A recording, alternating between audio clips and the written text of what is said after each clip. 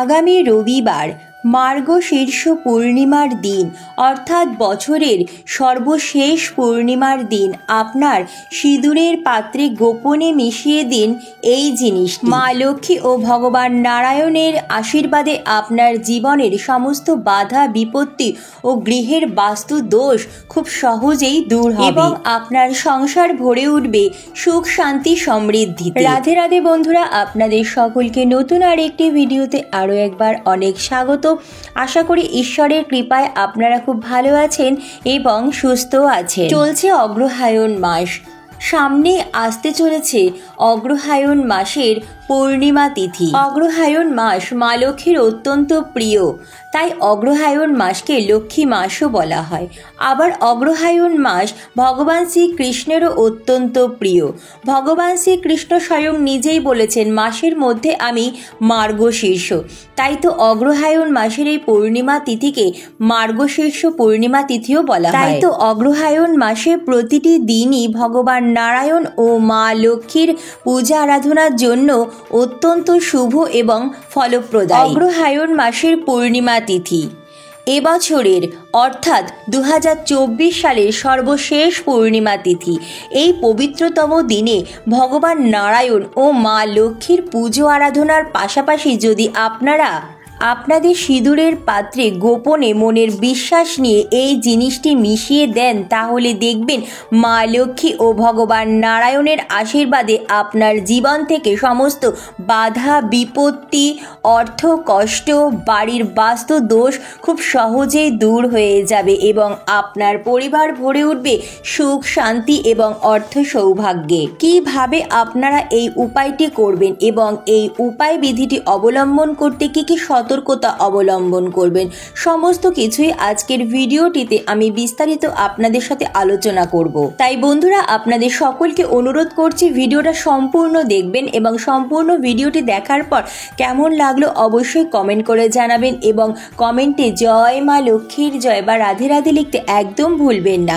ভিডিওটি ভালো লাগলে লাইক শেয়ার ও নতুন বন্ধুরা প্লিজ চ্যানেলটি সাবস্ক্রাইব করে পাশে বেল বাটনটি অন করে নেবেন, যাতে আমার পরবর্তী ভিডিও নোটিফিকেশন খুব সহজেই আপনাদের কাছে পৌঁছে যায়। আর যে সকল বন্ধুরা অলরেডি চ্যানেলটি সাবস্ক্রাইব করে পাশে আছেন তাদের অসংখ্য ধন্যবাদ। তো চলুন বন্ধুরা, আসা যাক মূল পর্বে। চলুন বন্ধুরা, এবার জেনে নেওয়া যাক এবছর অর্থাৎ 2024 সালে মার্গশীর্ষ পূর্ণিমা অর্থাৎ বছরের সর্বশেষ পূর্ণিমা তিথি কবে পড়েছে।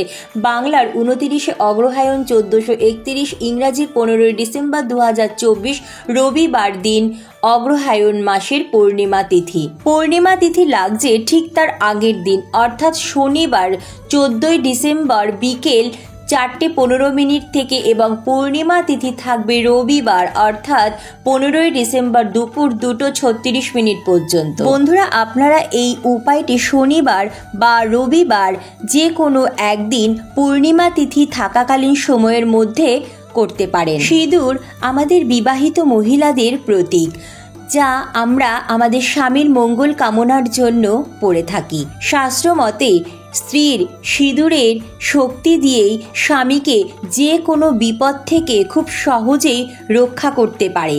সিঁদুর 16 শৃঙ্গারের মধ্যে একটি। প্রাচীন কাল থেকেই হিন্দু মহিলারা তাদের স্বামীর মঙ্গলের জন্য সিঁদুর পরে থাকেন। বিবাহিত মহিলাদের প্রতীক এই সিঁদুর। সিঁদুরের এই লাল রং স্বামীর দীর্ঘায়ু এবং সৌভাগ্যকে কামনা করে প্রত্যেক হিন্দু মহিলারা সিঁথিতে সিঁদুর পরে থাকে। মনে করা হয় লাল রং ভালোবাসা এবং শক্তিকে বহন করে। শুধুমাত্র ধর্মীয় কারণেই নয়, সিঁদুর পরার বৈজ্ঞানিক কিছু ব্যাখ্যাও রয়েছে। বৈজ্ঞানিক মতে সিঁদুর মাথার নার্ভের জন্য অত্যন্ত উপকারী। মহিলারা সিঁথির যেই স্থানে সিঁদুর দিয়ে থাকেন সেইখানেই থাকে মাথার গুরুত্বপূর্ণ নার্ভ। তার ফলে এটি মেডিটেশনের কাজ করে। বিয়ের পর একটি মেয়ের হঠাৎ করেই নানা দিক থেকে পরিবর্তন আসার ফলে তার নানা রকম মানসিক চাপের সৃষ্টি হয়। সিঁদুরের মধ্যে থাকা নানা রকম পদার্থ মহিলাদের মাথা ঠান্ডা রাখতে সাহায্য করে, তাই সিঁদুর মহিলাদের মন এবং মাথা ঠান্ডা রাখতে খুব উপকারী। এদিকে ধর্মীয় মত অনুযায়ী সিঁদুর শক্তির প্রতীক, ভালোবাসার প্রতীক, সৃষ্টির প্রতীক এবং মা লক্ষ্মীর প্রতীক। তাই মা লক্ষ্মীর আশীর্বাদ স্বরূপ এই সিঁদুরকে মাথায় ধারণ করা উচিত, যার ফলে স্বামী স্ত্রীর মধ্যে ভালোবাসা চিরস্থায়ী থাকবে এবং পরিবার থেকে দুঃখ দারিদ্রতা দূরে থাকবে। আজকালকার দিনে আধুনিক জীবনযাত্রার বশবর্তী হয়ে অনেক মহিলারাই হয়তো সিঁদুর পরতে চান না বা পরেন না, তবে কিন্তু বেশিরভাগ মহিলারাই সিঁদুর পরে থাকেন নিজেদের স্বইচ্ছায়। চলুন বন্ধুরা, এখন জেনে নেওয়া যাক পবিত্র এই অগ্রহায়ণ মাসে আপনারা আপনাদের সিঁদুরে ঠিক কোন জিনিসটি মেশাবেন। অগ্রহায়ণ মাস লক্ষ্মী মাস। অগ্রহায়ণ শব্দের আবিধানিক অর্থ হলো শ্রেষ্ঠ ব্রীহি। বছরের যে সময় সর্বশ্রেষ্ঠ ধান উৎপন্ন হয়। অতীতে এই অগ্রহায়ণ মাসকে বছরের প্রথম মাস হিসাবে গণ্য করা হতো। মা লক্ষ্মী ও ভগবান নারায়ণের বিশেষ কৃপা লাভ পেতে পবিত্র এই অগ্রহায়ণ মাসে প্রত্যেক হিন্দু গৃহস্থ বাড়িতে মা লক্ষ্মী ও ভগবান নারায়ণের পুজোর আয়োজন করা হয়। সাথে সাথে আয়োজন করা হয় নবান্ন উৎসবেরও। অগ্রহায়ণ মাসের পূর্ণিমা তিথিতে মা লক্ষ্মী ও ভগবান নারায়ণের পূজা আরাধনার পাশাপাশি আপনারা সিঁদুরের এই বিশেষ উপায়টি যদি অবলম্বন করতে পারেন, তবে আপনাদের দাম্পত্য জীবন হবে খুবই সুখময়। আপনার স্বামীর আয় উন্নতিও বৃদ্ধি পাবে এবং বাড়ির বাস্তু দোষ দূর হবে। তার সাথে সাথে আপনার পরিবারের সমস্ত বাধা বিপত্তি দূর হয়ে জীবন ভরে উঠবে সুখ শান্তি সৌভাগ্যে। পবিত্র এই অগ্রহায়ণ মাসের পূর্ণিমা তিথিতে আপনারা খুব সকাল সকাল পারলে ব্রহ্ম মুহূর্তে শয্যা ত্যাগ করবেন এবং সকাল সকাল ঘুম থেকে উঠেই সর্বপ্রথম বাসে বিছানায় বসে হাত জোর করে মা লক্ষ্মী ও ভগবান নারায়ণকে মনে মনে স্মরণ করে প্রণাম জানিয়ে দিনটি শুরু করবেন। এরপর আপনাদের বাড়ি ঘর সুন্দর করে পরিষ্কার পরিচ্ছন্ন করে মুছে নেবেন এবং বাড়ির সদর দরজাও কিন্তু খুব পরিষ্কার পরিচ্ছন্ন রাখবেন এবং এক ঘটি জল ঢেলে দেবেন। দেখবেন বন্ধুরা, বাড়ির সদর দরজার সামনে যেন কোনো রকম নোংরা আবর্জনা স্তূপ বা ডাস্টবিনের ব্যাগ বা ছেঁড়া জুতো চটি ঝাঁটা বা ক্যাকটাস জাতীয় কোনো গাছ যেন না থাকে। ঘর বাড়ি ভালো করে পরিষ্কার পরিচ্ছন্ন করা হয়ে গেলে আপনারা প্রাতঃ স্নান সেরে নেবেন। হ্যাঁ বন্ধুরা, আপনারা পারলে এই দিন অবশ্যই গঙ্গা স্নান করুন। আপনাদের বাড়ির নিকটবর্তী কোনো গঙ্গা বা পবিত্র নদীতে স্নান করুন। এই দিন গঙ্গা স্নানের অত্যন্ত গুরুত্ব রয়েছে। আর যদি সেটা সম্ভব না হয় তাহলে আপনারা বাড়িতেই স্নান সেরে নেবেন। স্নান করে শুদ্ধ বস্ত্র পরিধান করে নিজ মস্তকে ও পুরো বাড়িতে ভালো করে গঙ্গা জল ছিটিয়ে নেবেন। পবিত্র পূর্ণিমা তিথিতে কিন্তু অবশ্যই বন্ধুরা বাড়ির সদর দরজা থেকে ঠাকুর ঘর পর্যন্ত মা লক্ষ্মীর চরণ যুগলের আলপনা আঁকতে একদম ভুলবেন না এবং আপনার বাড়ির প্রতিটি দরজার সামনে মা লক্ষ্মীর চরণ যুগলের আলপনা অবশ্যই আঁকবেন। এই দিন বন্ধুরা অবশ্যই আপনার সিংহাসনে মা লক্ষ্মী ও ভগবান নারায়ণ সহ সমস্ত দেবদেবীকে ফুল দিয়ে ফুলের মালা দিয়ে সুন্দর করে অবশ্যই সাজাতে পারেন। এছাড়াও মা লক্ষ্মীকে কিন্তু লাল নতুন ওড়না পরাতে একদম ভুলবেন না। তার সাথে সাথে কিন্তু অবশ্যই বন্ধুরা এই দিন মা লক্ষ্মী ও ভগবান নারায়ণের উদ্দেশ্যে একটি নতুন মাটির ঘিয়ে প্রদীপ প্রজ্বলন করবেন এবং পদ্মফুল অবশ্যই নিবেদন করবেন। মা লক্ষ্মীকে সিঁদুর পরাবেন এবং তারপরে সেই মা লক্ষ্মীর আশীর্বাদী সিঁদুর আপনিও আপনার সিঁথিতে একটু দেবেন এবং আপনার শাখা নোয়াতে দিয়েও মাকে প্রণাম করবেন। এরপর আপনি আপনার সিংহাসনের সমস্ত দেবদেবী সহ মা লক্ষ্মী ও ভগবান নারায়ণকে নিজ সাধ্য সামর্থ্য মতো নৈবেদ্য নিবেদন করবেন।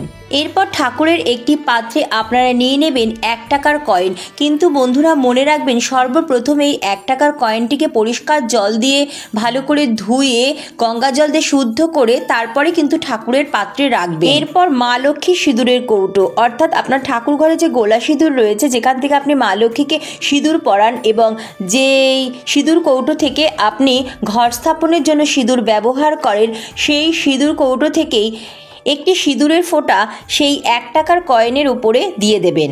কয়েনটির ওপরে ধান দূর্বা ও চন্দন সহযোগে কিছু ফুল দিয়ে সেই পাত্রটি মা লক্ষ্মীর সামনে নিবেদন করবেন। এরপর আপনারা ধূপ দীপ দিয়ে আপনার ঠাকুর ঘরের সমস্ত দেবদেবী সহ মা লক্ষ্মী ও ভগবান নারায়ণকে আরতি করবেন এবং পুজোর পর অবশ্যই মা লক্ষ্মীর পাঁচালি পাঠ করতে ভুলবেন না। পাঁচালি পাঠ হয়ে গেলে পুজোয় হয়ে থাকা ভুল ত্রুটির জন্য ঈশ্বরের কাছে ক্ষমা প্রার্থনা করে সংসারের মঙ্গল কামনা করে প্রণাম জানিয়ে আপনি কিছুক্ষণ ঠাকুর ঘরটা ছেড়ে দেবেন। কিছুক্ষণ পর আপনি ঠাকুর ঘরে ফিরে যাবেন এবং আপনার সিংহাসনের সমস্ত দেবদেবী সহ মা লক্ষ্মী ও ভগবান নারায়ণকে যে ভোগ নিবেদন করেছেন সেই প্রসাদের থালা আপনি নামিয়ে নেবেন এবং পরিবারের সকল সদস্য সহ আপনিও সেই প্রসাদ গ্রহণ করবেন এবং মা লক্ষ্মীর সামনে যে 1 টাকার কয়েনের একটি পাত্র নিবেদন করেছিলেন সেটি সারা দিন মা লক্ষ্মীর সামনে রেখে দেবেন। সন্ধেবেলা শুদ্ধ বস্ত্র পরিধান করে পুরো বাড়িতে এবং নিজ মস্তকে ভালো করে গঙ্গা জল ছিটিয়ে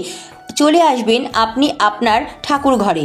এরপর আপনি নিত্য যেভাবে সন্ধ্যা পুজো করেন ঠিক সেইভাবে সন্ধ্যা পুজো সেরে নেবেন এবং মা লক্ষ্মীর কাছে যে 1 টাকার কয়েনের পাত্রটি রেখেছেন সেই পাত্রটি সংগ্রহ করবেন এবং সেই পাত্রটি থেকে ধান দুর্বা এবং ফুলগুলো সরিয়ে নেবেন এবং আপনি নিয়ে নেবেন সেই 1 টাকার কয়েনটি এবং সেই 1 টাকার কয়েনটি আপনি সর্বপ্রথম মা লক্ষ্মীর সিঁথিতে স্পর্শ করাবেন এবং তারপর নিজের সিঁথিতে স্পর্শ করাবেন। এরপর আপনি প্রতিদিন যেই সিঁদুর কৌটো থেকে সিঁদুর পড়েন সেই সিঁদুর কৌটোতে এই মা লক্ষ্মীর আশীর্বাদী 1 টাকার কয়েনটি রেখে দেবেন। অনেকেই মনে করেন 1 টাকার কয়েনের পরিবর্তে কি রূপোর কয়েন ব্যবহার করা যাবে? বন্ধুরা, অনেক মতে কিন্তু রূপো এবং সিঁদুর কখনোই একসাথে ভালো যায় না। তাই বন্ধুরা, পূর্ণিমা তিথিতে এই বিশেষ উপায়টি অবলম্বন করার জন্য কিন্তু আপনারা বাজার চলতি যে 1 টাকার কয়েন বা 16 আনা সেটিই ব্যবহার করবেন। বন্ধুরা, সিঁদুর পরার সময় কিন্তু বাড়ির মহিলাদের কিছু সতর্কতা অবশ্যই অবলম্বন করা উচিত। সর্বপ্রথম বন্ধুরা, যখন আপনারা সিঁদুর পরবেন অবশ্যই শুদ্ধ হয়ে তারপরে সিঁদুর পরবেন, অর্থাৎ স্নান করে শুদ্ধ বস্ত্র পরিধান করে তারপরে কিন্তু সিঁদুর পরবেন। সিঁদুর আমরা পরি আমাদের স্বামী সন্তান অর্থাৎ পরিবারের মঙ্গল কামনার উদ্দেশ্যে, সংসারের সার্বিক উন্নতির জন্য। সিঁদুর অত্যন্ত পবিত্র, তাই বন্ধুরা অবশ্যই শুদ্ধ হয়ে তারপরে সিঁদুর পরিধান করবেন। কখনোই ঘুম থেকে উঠে বাসি বস্ত্রে সিঁদুর পরবেন না। চুল খুলে বা ভেজা চুলে কখনোই কিন্তু সিঁদুর পরবেন না। চুল সামান্য শুকিয়ে বা চুল সামান্য বেঁধে তারপরে কিন্তু সিঁদুর পরবেন। সিঁদুর কখনো মাথার ডান দিকে বা বাঁ দিকে সিঁথি করে পরবেন না, এটা কিন্তু অত্যন্ত অশুভ। সিঁদুর সবসময় মাথার মাঝখান বরাবর সিঁথি কেটে তারপরে পরতে হয়। সপ্তাহে একদিন, বিশেষ করে বৃহস্পতিবার, আপনার স্বামীর হাতে অবশ্যই সিঁদুর পরার চেষ্টা করবে। এতে করে স্বামী স্ত্রীর ভালোবাসার সম্পর্ক আরো মজবুত হবে, দাম্পত্য ঝগড়া বিবাদ কলহ অশান্তি দূর হবে। বন্ধুরা, যে উপায় বিধিটির কথা আমি আজ আপনাদের বললাম, এই উপায় বিধিটি আপনারা যদি ভক্তি ও নিষ্ঠা সহকারে পালন করতে পারেন তাহলে আপনাদের স্বামীর দীর্ঘায়ু ও অর্থনৈতিক ভাগ্যের এক বিরাট পরিবর্তন আপনারা খুব সহজেই লক্ষ্য করতে পারবেন। আপনার স্বামীর কর্মক্ষেত্রে যদি কোনো রকম বাধা সৃষ্টি হয়ে থাকে বা আপনার স্বামী যদি অনেক পরিশ্রম করেন কিন্তু সেভাবে পরিশ্রমের লাভ সে পাচ্ছে না বা প্রচুর অর্থ উপার্জন করছেন কিন্তু সেই অর্থ তিনি সঞ্চয় করতে পারছেন না বা অর্থের অপচয় হয়ে চলেছে, অনেক দিন ধরে অনেক টাকা কোথাও আটকে রয়েছে, সেই টাকা ফিরে পাচ্ছেন না, এই সমস্ত কিছু অর্থাৎ সমস্ত অর্থ সংক্রান্ত যত সমস্যা দেখবেন আপনার স্বামী সেখান থেকে খুব সহজেই বেরিয়ে আসবে এবং আপনার স্বামীর অর্থ সৌভাগ্য রাতারাতি পরিবর্তন ঘটবে। বন্ধুরা, মনে রাখবেন আপনারা প্রতিদিন যে সিঁদুরটি ব্যবহার করবেন সেই সিঁদুরটি যেন আপনার নিজের উপার্জিত পয়সায় বা আপনার স্বামীর উপার্জিত পয়সায় হয়। বাইরের কোনো ব্যক্তির যেন দেওয়া সিঁদুর বা কারো উপহার দেওয়া বা গিফট দেওয়া সিঁদুর কিন্তু আপনারা ব্যবহার করবেন না, এতে দাম্পত্য কলহের সৃষ্টি হতে পারে। আপনি কিন্তু মন্দিরে সিঁদুর দান করতে পারেন, কিন্তু আপনাকে যদি কেউ সিঁদুর দেয় বা আপনাকে যদি কেউ সিঁদুর গিফট করেন সেই সিঁদুর কিন্তু আপনি আপনার দাম্পত্য সুখের কারণে পরবেন না, এতে হিতে বিপরীত হতে পারে। সিঁদুর একান্ত ব্যক্তিগত, তাই সিঁদুর সর্বদা নিজের টাকায় বা স্বামীর অর্জিত উপার্জনেই কিনে পরবেন। বন্ধুরা, যদি আপনাদের স্বামী স্ত্রীর মধ্যে সর্বদাই খিটিমিটি বা মনোমালিন্য লেগে থাকে তাহলে আপনাদের একটা টোটকার কথা বলে দিচ্ছি। এই পবিত্র পূর্ণিমা তিথিতে আপনারা আপনাদের দাম্পত্য জীবন সুখময় করতে আপনারা আপনাদের যে বিছানায় অর্থাৎ আপনাদের স্বামী স্ত্রীর যে বিছানায় তোষক রয়েছে সেই তোষকের নিচে একটি লাল শালু কাপড়ে মা লক্ষ্মীর সিঁদুর